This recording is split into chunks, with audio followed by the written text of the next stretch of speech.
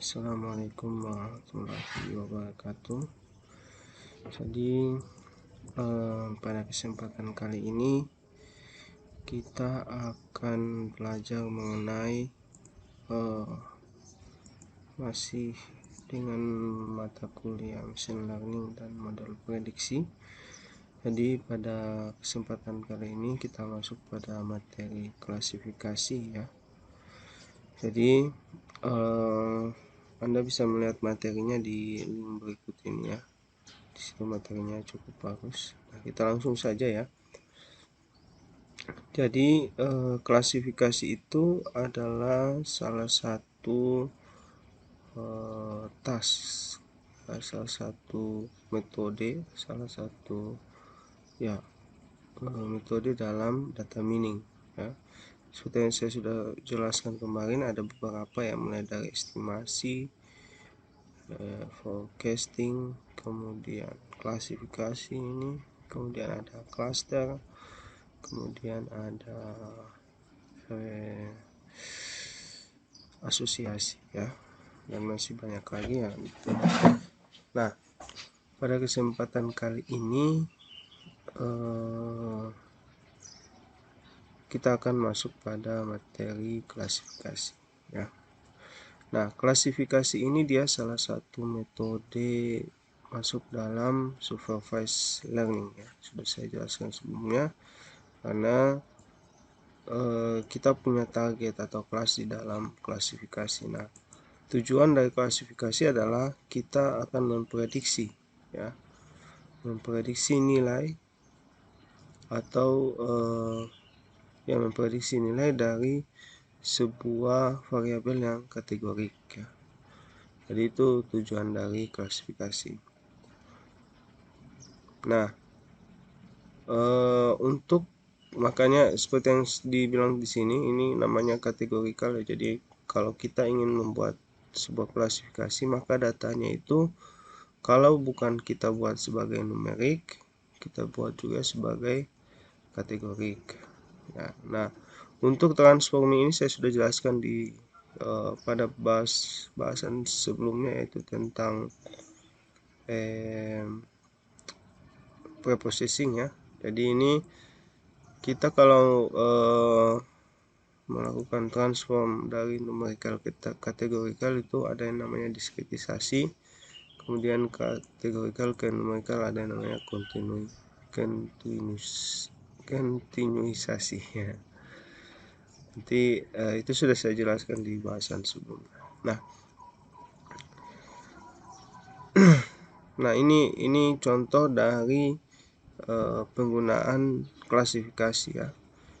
Ini contoh sederhana, ini contoh yang biasa sering digunakan ya. Contoh sederhana, simpel yang sering digunakan untuk mempelajari klasifikasi ya. Jadi ceritanya di sini ada seseorang yang ingin membuat sebuah keputusan apakah dia akan main golf atau tidak ya.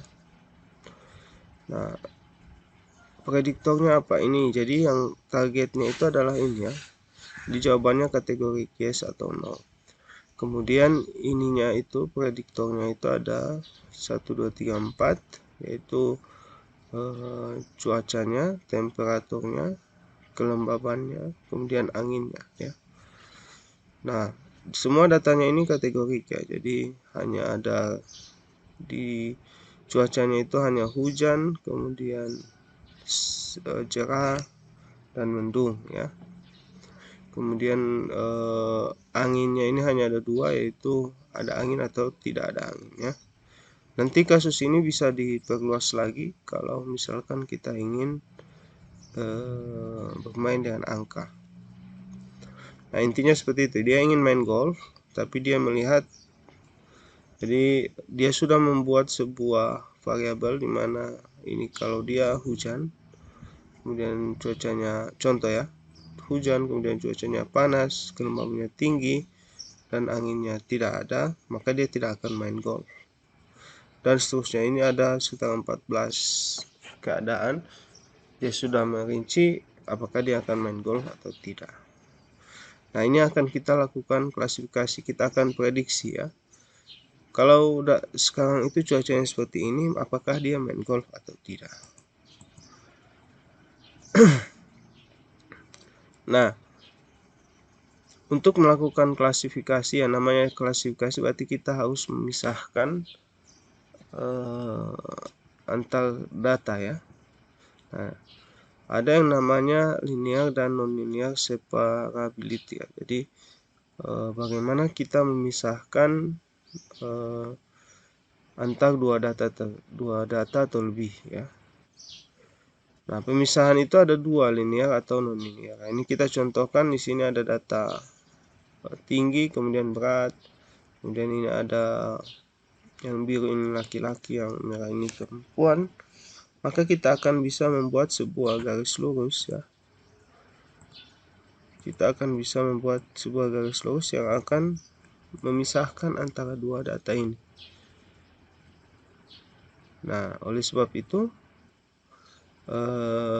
ini disebut dengan linear separability ya. Nah, yang ini nanti akan jadi non-linear. Tapi kalau bisa dibuat linear, asalkan kita binding ya, kita buat apakah dia akan masuk. Nanti akan kita jelaskan bagian belakang ya. Nah, kalau bentuknya seperti ini bagaimana? Nah, inilah yang akan jadi main task ya. Jadi tujuan utama kita dalam metode klasifikasi adalah bagaimana sih kita bisa mengklasifikasikan sebuah target ke dalam suatu kelompok ya. Nah, dalam klasifikasi itu ada beberapa jenis ya. Yang pertama adalah menggunakan frekuensi tabel ya. Di ada tabel frekuensi, jadi berapa kali, misalkan kalau kita lihat contoh yang tadi hujan, ada berapa kali hujan, berapa kali tidak hujan, ada berapa kali dia main golf, berapa kali tidak main golf. Nah, itu namanya metode klasifikasi menggunakan tabel frekuensi ya. Nah, ada banyak caranya. Ini yang paling simpel, ini 0R dan 1R. Kemudian yang paling sering digunakan dua ini ya, naive Bayes dan decision tree. Kemudian di sini ada covariance matrix ya. Nah, ini kita akan menggunakan matriks covariansi. Nah, ininya itu metodenya ada LDA, kemudian legacy logistik. Kemudian ada yang namanya klasifikasi berdasarkan fungsi similaritas ya. Jadi fungsi kesamaan. Kemudian yang lain itu menggunakan metode lain ya, menggunakan artificial neural network dan support vector machine. Nah, nanti untuk tugas nanti, karena ini metodenya case method, nanti kalian akan melakukan semua metode ini dengan per kelompok nanti ya. Nanti akan kita atur teknisnya seperti apa ya. Nah, saya contohkan yang sederhana. Yang pertama adalah 0R classifier ya. Jadi 0R classifier ini adalah salah satu metode menggunakan frekuensi. Ini metode yang paling sederhana ya. Tapi karena dia paling sederhana, dia akurasinya tidak terlalu bagus dibandingkan yang lain ya. Jadi idenya itu adalah metode 0R ini classifier simply predicts the majority. Jadi yang dia prediksi itu hanya kategori yang major ya. Jadi dia hanya kelasnya yang dilakukan suatu disimplifikasi ya. Nah, bagaimana caranya? Jadi kita hanya membuat sebuah frekuensi tabel dari sebuah target. Jadi hanya variabel targetnya yang dijadikan frekuensi. Kemudian kita lihat mana yang paling sering muncul ya. Contoh. Nah, di kasus yang ini kan targetnya ya. Jadi kita sudah tidak melihat lagi prediktornya, mau dia hujan mau apa. 0R ini dia berfokus pada target ya. Jadi kalau targetnya banyak, Misalkan di sini play golf ada 9, yang tidak bermain golf 5 ya. Jadi apapun kondisinya dia akan main golf kalau menggunakan metode zero R. Nah, ini adalah, tapi peluangnya, akurasinya adalah sekitar, kalau kita hitung dengan confusion matrix itu hanya 0,4 ya. Nah, confusion matrix ini sudah dijelaskan pada materi sebelumnya. Nah, yang berikutnya adalah, nah di sini saya hanya menjelaskan secara singkat ya. Nanti kalian yang akan mencari tahu lebih lanjut tentang metode-metode yang akan saya jelaskan ini. Yang berikutnya adalah 1R, one rule ya. Nah, ini sama mirip dengan 0R tadi, tapi 1R itu dia memasukkan, hanya memilih satu prediktor. Jadi apapun cuacanya, apapun kelembapannya, kalau yang terpilih misalkan kecepatan angin, maka itu yang akan jadi one rule-nya. Itu yang akan jadi rule-nya. Jadi mau apapun yang terjadi, dia hanya melihat pada satu prediktor. Nah, contoh. Jadi bagaimana caranya? Ya, kita akan membuat semua. Jadi kita hanya membuat satu-satu. Jadi satu prediktor, satu target, kemudian dihitung ininya, dan semuanya itu. Jadi setiap prediktor itu hanya dipilih satu, kemudian dilihat total errornya berapa. Nah, itu yang akan jadi one rule-nya. Yang errornya yang paling kecil itu yang akan jadi one rule-nya ya. Nah, contohnya bagaimana? Misalkan ini ya, masih contoh yang sama. Ini kalau outlook temperature. Jadi dicek satu-satu ini ya. Nah, jadi dibuat sebuah frekuensi tabel di mana ini berfokus pada outlook. Ya, jadi pada cuacanya, kan hanya ada 3 ya.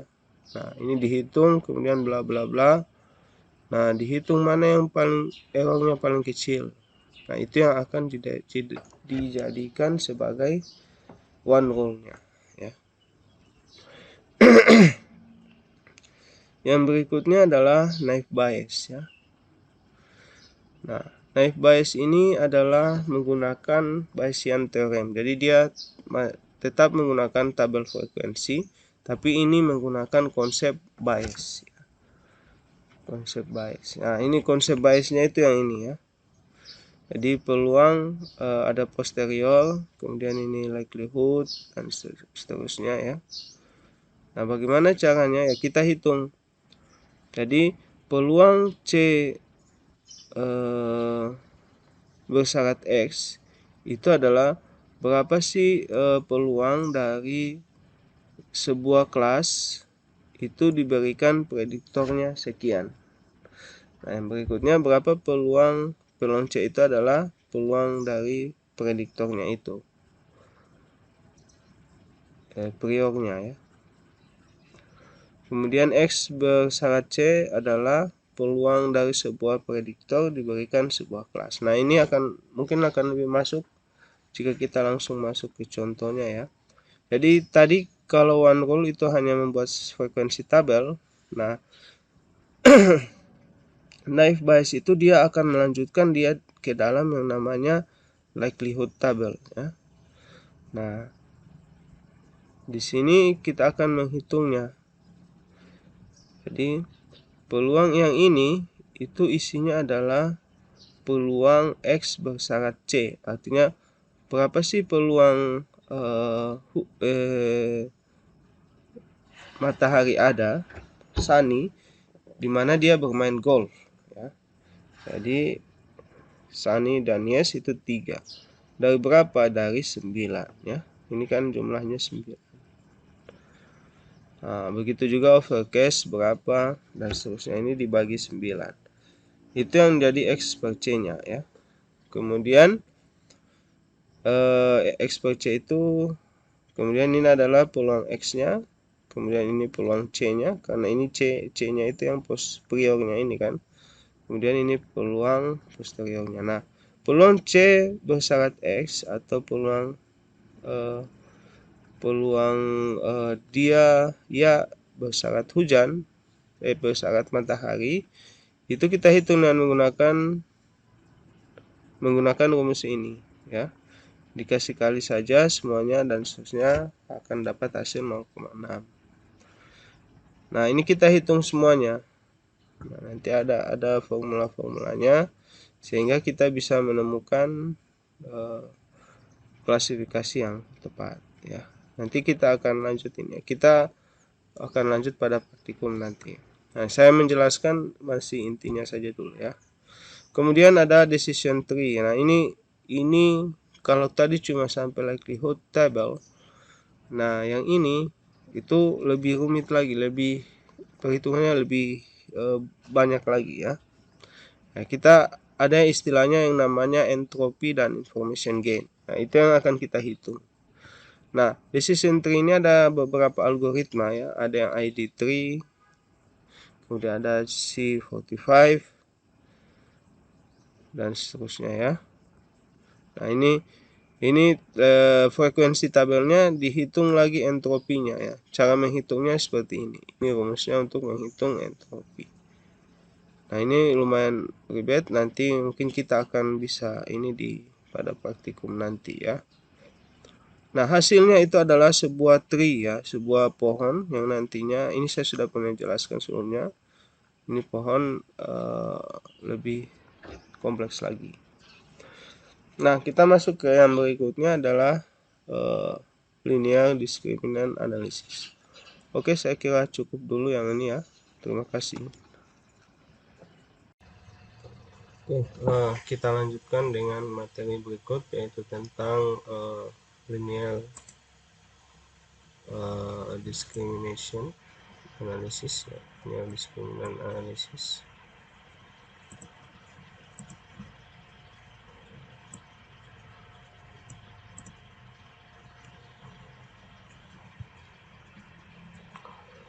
Oke, jadi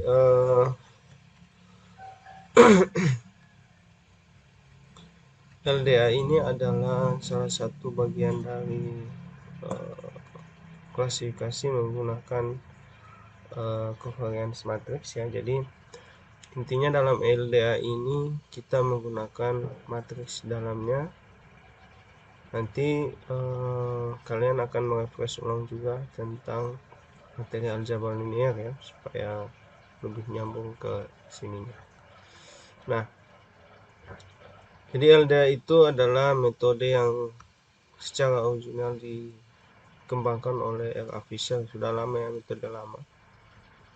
Nah, ini yang saya bilang kenapa kita harus belajar tentang aljabar linear, karena LDA ini adalah konsepnya itu adalah searching for a linear combination. Jadi kita mencari sebuah kombinasi linear dari variabel dari prediktor yang bisa membelah dua kelas ya.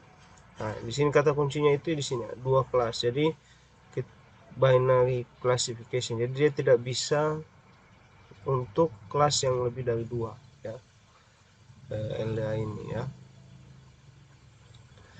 Nah, ada beberapa formula yang mungkin kalian harus tahu. Yang pertama adalah score function. Kalau kalian belajar tentang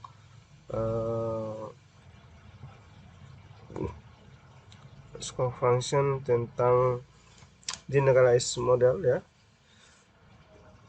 ini kalian akan akrab dengan score function ini score function by Fisher. Jadi intinya score function ini nanti akan digunakan untuk mencari kombinasi linear yang cocok ya.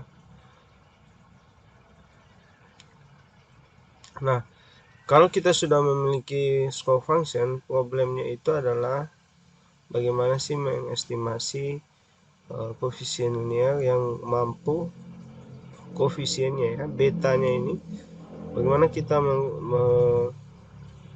melihat mencari nilai yang terbaik untuk beta dan beta 1, beta 2 sampai beta D ini. Nah, ini adalah dari score function itu kita bisa mencari nilai model koefisiennya, kemudian kita juga bisa mencari koefisien matriks covariance matriksnya. Nah, intinya di situ ya. Jadi ketika kita mau menggunakan LDA, ini nanti akan saya jelaskan lebih lanjut mengenai rumus-rumusnya ini. Intinya adalah seperti ini ya. Kita akan mencari sebuah fungsi di mana fungsi ini adalah kombinasi linear dari prediktor. Nah, kombinasi linear dari prediktor ini yang nanti akan membelah data itu menjadi dua kelas ya. Nah, kira-kira seperti ini. Nah, yang berikutnya kita lanjut saya ke materi yang berikutnya adalah regresi logistik. Ini kalian pasti sudah belajar di materinya Ibu Amanda ya tentang regresi logistik. Saya sudah tidak perlu lagi menjelaskan. Intinya mirip saja sama dengan LDA. Dia mencari fungsi yang bisa memecah mengklasifikasikannya menjadi dua bagian. Jadi dia hanya binary ya. Nah, regresi logistik ini memprediksi probabilitas dari sebuah luaran yang hanya memiliki dua value ya. Kira seperti itu.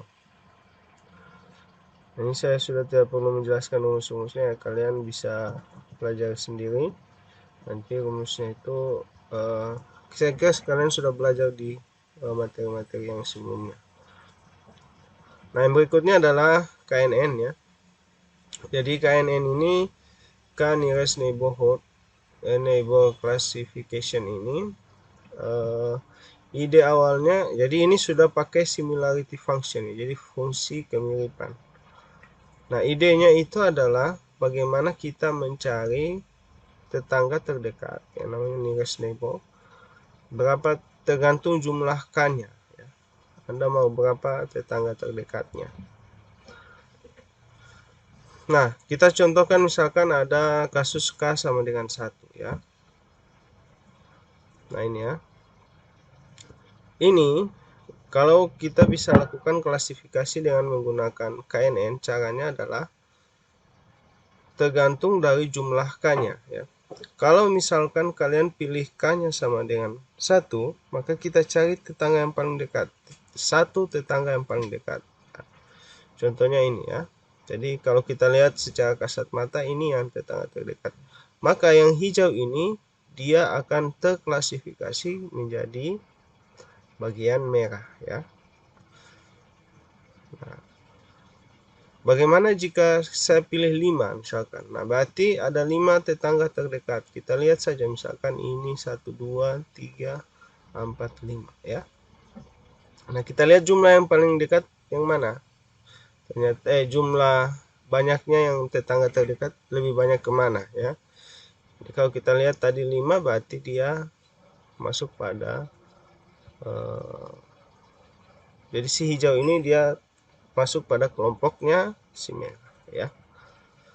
Nah, itu dia ya. Nah, bagaimana cara mengukur jaraknya itu? Ada 3 cara mengukur jaraknya, itu menggunakan Euclid, Manhattan, dan Minkowski. Ada banyak lagi ya, ada Hamming dan sebagainya. Hamming untuk kategorikal ya. Nah, ini yang biasa digunakan. Nah, ini yang saya bilang Hamming itu untuk kalau datanya adalah data kategori. Nah, persoalan terbesar pada KNN yang masih selalu jadi problematika sekarang itu adalah K yang bagaimana yang terbaik, berapa jumlah K-nya ya. Idealnya adalah semakin besar K itu dia harusnya semakin presisi, tetapi itu tidak ada garansinya ya. There is no garansi ya. Nah, salah satunya adalah kita bisa menggunakan yang namanya cross validation. Ini saya sudah pernah jelaskan sebelumnya. Cross validation yang menggunakan confusion matrix dan sebagainya. Nah, kita akan bisa tahu K yang mana yang bagus ya. Nah, historically, jadi optimal K itu antara 3 sampai 10. Ya, ini beberapa penelitian bilang bahwa optimal K itu 3 sampai 10 ya. Nah, ini contohnya ya. Nanti kalian akan melihat contohnya seperti apa. Oke, yang berikutnya adalah ini masih klasifikasi lagi. Yang berikutnya adalah ANN ya.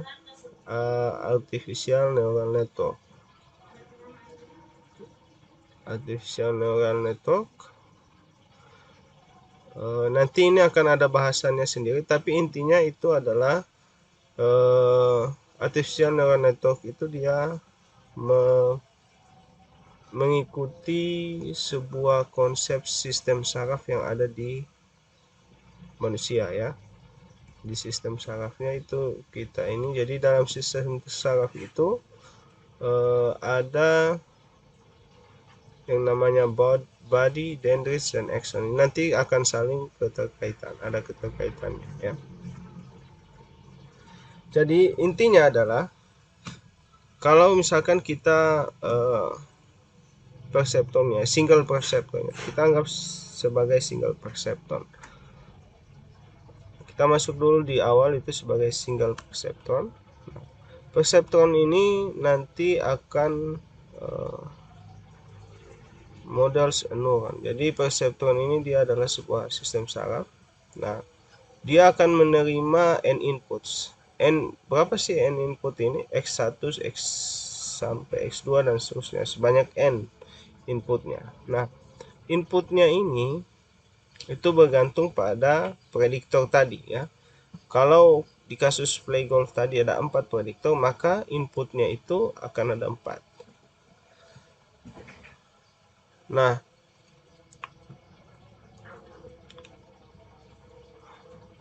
jadi perseptron ini biasa digunakan untuk binary ya.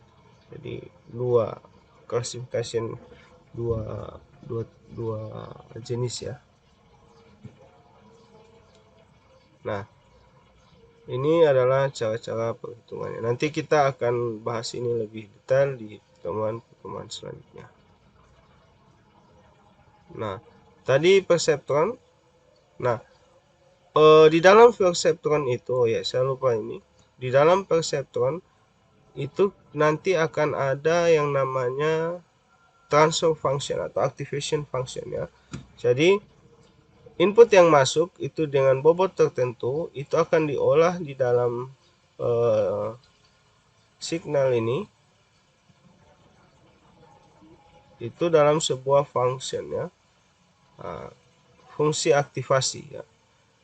Fungsi aktivasi yang biasa digunakan itu ada banyak ya, ada unit step, sigmoid, piecewise linear, dan Gaussian ya. Nah, ini masing-masing fungsinya nanti akan lebih jelas di pertemuan berikutnya. Di sini saya hanya ingin menggambarkan dulu ide-ide dari klasifikasi itu sendiri. Nah, neural network itu ada beberapa algoritma ya. Ada tadi perseptron ya, artinya dia cuma single perseptron, cuma satu signalnya. Nah, kalian bisa membuat menjadi multi layer perseptron. Jadi perseptronnya itu ada banyak ya, bukan hanya satu ini ya. Ini namanya multi layer perseptron. Nah, algoritmanya itu ada banyak juga, ada yang feed forward, ada back forward. Nanti ini akan kita jelaskan lebih lanjut. Oke, sekian dulu dari saya untuk materi klasifikasi. Jadi intinya adalah kalau kita berbicara tentang klasifikasi,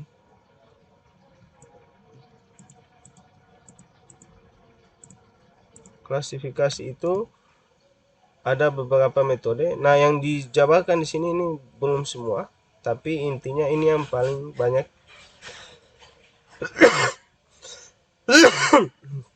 digunakan ya. Mulai dari KNN, Artificial Neural Network, dan Supervector Machine. Oke, saya kira cukup dulu. Nanti kita lanjut untuk pertemuan selanjutnya.